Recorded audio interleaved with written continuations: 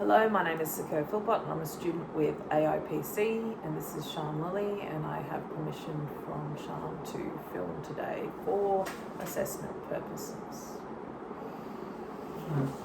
Good morning, Claire. Hi. Hi, my name's Sako. Yes. I'm one of the counsellors here at Holistic Health. Welcome. Thank you. Before we get started, have you ever been in counselling before? No, I haven't been to counselling. Would it be helpful if I talk to you a little bit about what counselling is? And Yeah, what that's it right. isn't? Okay, so basically what we believe here at Holistic Counselling and what I practice is that I believe you're the expert in your own life, and my job is to give you tools or to provide you with a safe space to talk through the things you want to talk through, issues, whatever, for you to then reach your own conclusions about what solutions might be, and to provide support in that journey of deciding what you want to do or how you want to address the things that you bring into the counselling session. Okay. So that's pretty much it. Normally, we start off with about 6 sessions, but you can stop counselling at any time. So, you do one session, you think, no, it's not for me, or I want to try something else, or just want to have a break, that's fine. If you do 2, 3, or whatever it is that you want to do, that's the way we'll go. It's entirely up to you.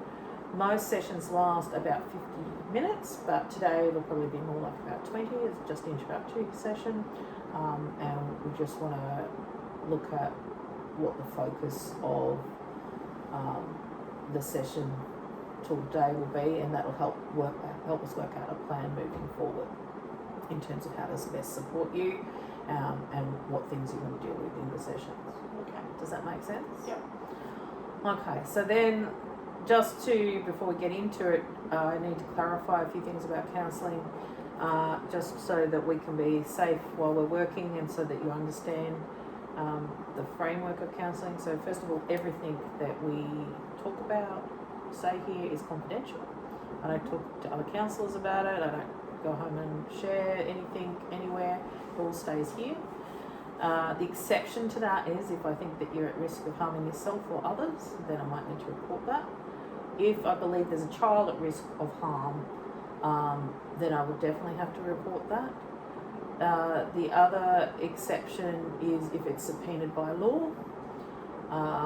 But in all those cases, if I needed to share information, I would try and let you know in advance time that I was sharing your records wherever possible. So is that okay? Yeah, that's fine. Okay. Other things to know, we are not a crisis service.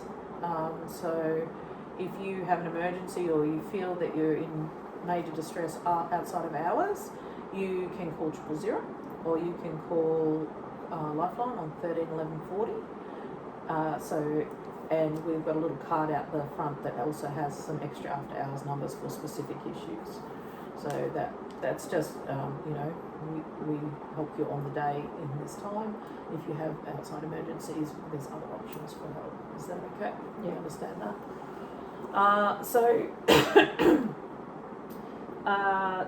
The other thing is, are you okay if I take some notes? Yes. That's just help keep me on track and to jog my memory for when we come back in, and to keep the things that we talk about in terms of where your goals are at.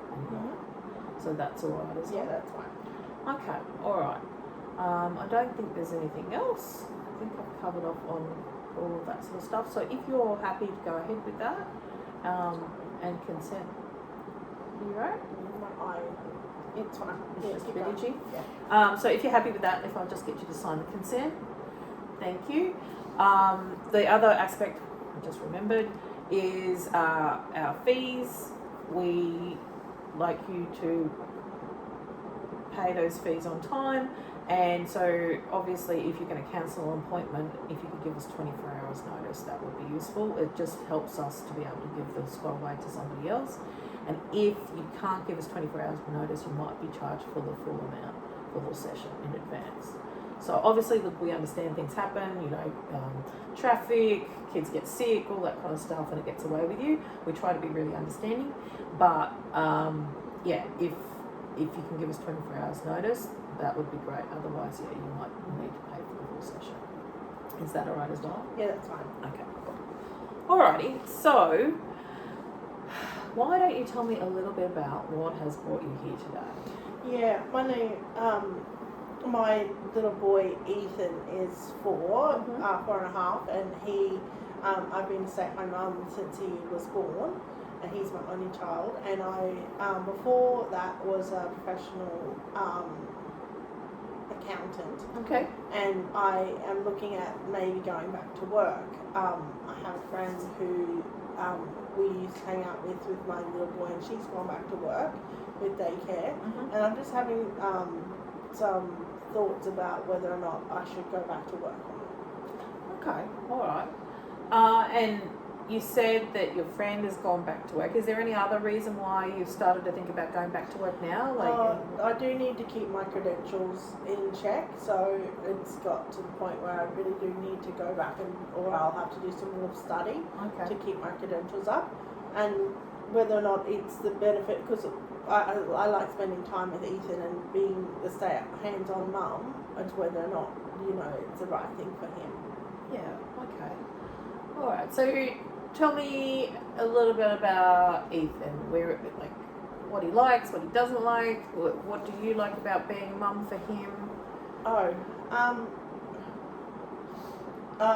We spend a lot of time going out in the mornings every morning, so we go to the libraries and we go to the playgroup and we do play things together and have friends over to play at the house. He's a quiet but active little boy. And being a mum's great. He does get lonely at times, as it is talking with a 4-year-old asking why to everything. Yes, they do that. But he whether or not he's ready to go into kindy.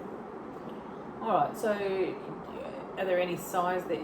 So he's 4, does that mean he will be going back to kindy next year anyway? He'll be going into prep next year. Oh, prep next year, okay, Yeah. alright. So it sounds like there's some good reasons for you to go back to work, and in terms of you want to keep your credentials up. Yeah. And it sounds a little bit like maybe you would enjoy being able to talk to other adults again. Yeah,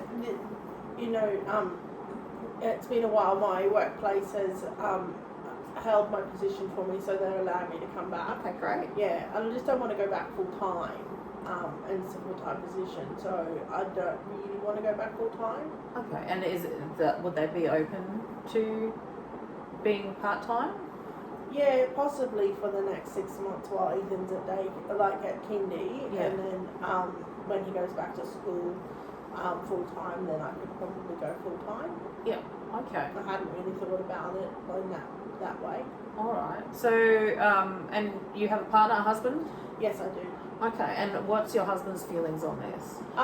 He has a well-paying job, so it's not really that big of a deal if I go back to work or not at this stage. He just wants what I want, and I don't know what I want, so he's getting a bit frustrated with us talking around in circles. So that's why we came to counselling to talk about it. Yep, fair enough. And does he have a perspective on what would be best for Ethan? Does he think that Ethan should go to kindy, or is he happy for Ethan to wait until he goes to prep? Oh yeah, so most of those parenting decisions have been left to me as his mum to do that. He just says that I'm talking around in circles and I should have made a decision by now either way. Okay. Yeah, but there is a position in the kindy room available at the moment for Ethan if I want to take him up. So I really have to make a decision quickly to get moving on it. In this area, we've had those problems with childcare centres and stuff like that, so it becomes challenging knowing whether or not they're going to be safe at childcare. Okay.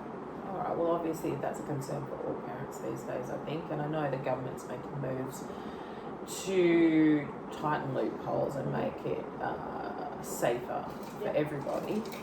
But yes, I understand that it's a significant concern that you want to be able to trust the place you're sending your child to and make sure that he's safe every day. Yeah, my friend, it's going to the same place that my friend sent her son to, so she says it's a really good place and she's enjoying going back to work. So not that we get to catch up nearly as much now because she's working and her son's at kindy. Okay. So, are you leaning after, we've talked through a few things there, are you leaning towards more going back to work? Where do you feel right now? Where are you sitting right now in terms Just of... a bit conflicted by it, to be honest. Like, I see intellectually the right reasons to go back to work on paper, but emotionally it just doesn't, I don't feel that we're ready for it. Okay. All right, well that's interesting, and it's good that you've been able to articulate that so clearly. So tell me about that. It's, you love being at home with Ethan, and you wanted to be a stay-at-home mum, so you as parents chose that you would stay home and care for Ethan. Yes. He will have to go to school next year anyway. Yes. Is there benefit for him in, slowly integrating with going to a daily routine that's different to his current daily routine?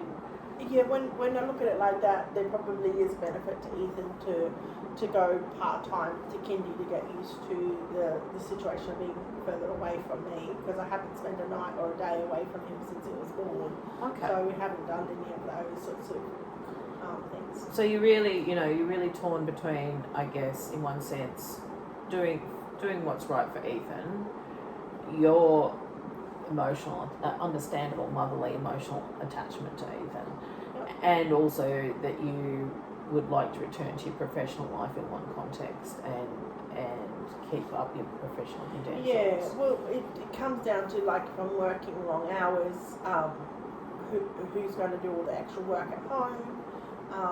My husband really can't pick up any more extra stuff at home than what he already does because of his work. So that's going to fall on me to juggle all of that working life, childcare balance. Yeah, okay. So you mentioned earlier that you hadn't really thought about going part-time. Let's explore that in the context of all the extra things that you would have to manage in terms of organising Ethan to go to kindy and you to be back at work, because it is a big leap. It is, if you've been a stay-at-home mum for 4 years, the thought of having to get dressed every morning, look put together, be professional, and then be in at the door at your desk at 9 o'clock sitting ready to work, that is a big, it's a lot to think about. So would it be feasible then to try 2 days and see? I mean... It depends on the amount of clients that I'm given in the role, but probably 3 days would keep my qualifications current. So I could potentially look at a reintegration. I mean, he's at school full time next year anyway. Yeah. So looking at helping him support that for a few days a week would probably be beneficial for both of us. Okay. To have a dry run of it. So if we on a scale of 1 to 10, of 0 being not going back to work at all and 10 absolutely going back to work, no questions asked, where are you feeling like you're sitting right now? Probably 6 or 7. 6 or 7. Okay. All right. And if we're looking at, it being a part-time option, does that change the scaling at all? Yeah, probably more like an 8. Yep. Okay. And what do you think it would take in terms of to get it up to a 10? Yeah, probably some more support around the house would probably help. Okay. Yeah. And do you think you have some options for that? Like in terms of you both would be working. What sort of things do you think would help? Is it, a meal service? Is it cleaning? Is it... Yeah, that's a good options there with that, to choose between that or to do one of those sorts of things. I just haven't done them before because I'm doing all of it on my own at the moment. So haven't really having somebody come into my house on top of going back to work, on top of the stuff with Ethan, seeing how it would go. But I do probably need to look at maybe getting prepping meals or getting a meal service. And look, if you decide that you are going to go back to work, you don't have to do it all at once. There might be some decisions you have to make in terms of childcare and talking to staff, to your employer, but you don't have to feel like you have to fit it all in. You don't have to have all the answers now. You know, you can make the decision one way or the other, and still, you know, put things in place as you need them. Or if you know, say you do get a meal service and it just doesn't work, you can cancel it. Yes. You know, and say you get a cleaning lady that you really love and they're really totally going to work, great. But at the same time, if you find that that's not working for you, also. The other thing I wanted to ask too is, do you have any other family supports that could help, or that you could, you know, rely on if you needed some extra stuff and you didn't want to, you know, have a stranger in your house or have to put a whole lot of new stuff in place? I haven't really approached it with my mum. Okay. But she lives kind of close by. I haven't really approached it with her because I don't really feel that in her retirement she should be looking after those sorts of responsibilities. That's my responsibility. Okay. And what do you think she would think about you going back to work? Oh, I have talked to her about it. Yep. Well, she was a stay-at-home mum all the way through my schooling, so she thinks that I should wait even longer to do the first year of school and stay at home. But it's really the credentials with my stuff I've got to get back into my career, and she doesn't seem to understand those compliances of my role. No, but as you say, if your mum was a stay-at-home mum the whole way through, she probably has limited understanding of what's required for credentials and what's required in terms of reaccreditation and maintaining those credentials. So there's some pressure in that regard too, and that's probably why I started looking at going back earlier, was the credentials side of the work, and then working out whether or not Ethan can handle the routine change. Yeah. So as we've been talking, do you feel you've become a bit more comfortable with making a decision one way or the other? Like I've just used the scaling question and it feels, you know, you've said a 7 or 8. You know, is that where you go? Is that where you're at? Yeah, I think it's just troubleshooting some of those niggly parts around it and working out, well, he's going to be, like we've talked of, and now that he's going to be at school full time next year anyway, so maybe him having a little bit of a trial run in this last 6 months of the year might be beneficial for him. But then I'm at work, I don't know what to do about school holidays. There's a whole range of things that need to be thought about. And look, that's a valid concern, and I think some of those things you're probably just going to have to deal with as you come to them on a case-by-case basis. I think it is, for parents in particular these days, I think it's a real struggle to balance the holidays, the needs of the children, working, I think, and given the pressures, financial pressures and cost of living, I think it's also, you're right to be concerned and you're right to be feeling nervous about it. That's pretty normal, and I would think that's perfectly okay to feel that way. So just to look at the whole big picture, we've talked about the fact that you'd like to go back to work, but you want to do the best thing for your son Ethan. Yeah. You talked about the fact that you need to go back for your credentials, and that your workplace will offer you 2 days a week. Ethan has the opportunity to gain a space at childcare for part-time or full-time or whatever, so that you've got that, or that's available to you. So what else really is there? Let's talk a little bit about Ethan. Do you think he's ready? Well, I didn't think my friend's son was ready, and he seemed to be taking it like a duck to water, so I'm just assuming that Ethan will be similar. Okay, alright. Well, so really, when all's said and done, there doesn't seem to be a lot of barriers to you going back to work, at least on a part-time basis. Yeah, just the emotional things of the change, I suppose. Yeah, and look, feel your emotions. The whole point is that you're going to have emotions. Don't stop yourself from feeling them or being anxious or being sad or recognising this transition, because it is a big transition. So overall, I would say you've kind of got a pretty good platform to make a decision, would you say? Yeah. Overall, one way or the other. Yeah. But what I think probably would be helpful for you is after this, is you go home and have another chat to your husband about this. Yes.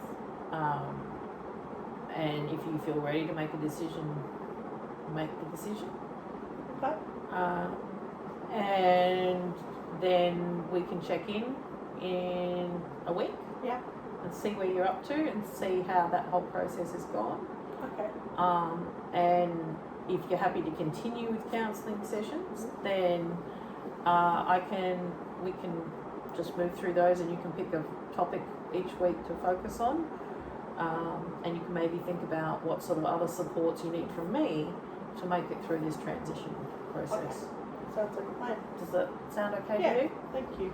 All right. Well, thank you for coming in today. Yeah, if you'd like to make an appointment for next week sometime on the way out, that'd be great. Sounds like a good idea. Thank Okay. you. See you. Bye.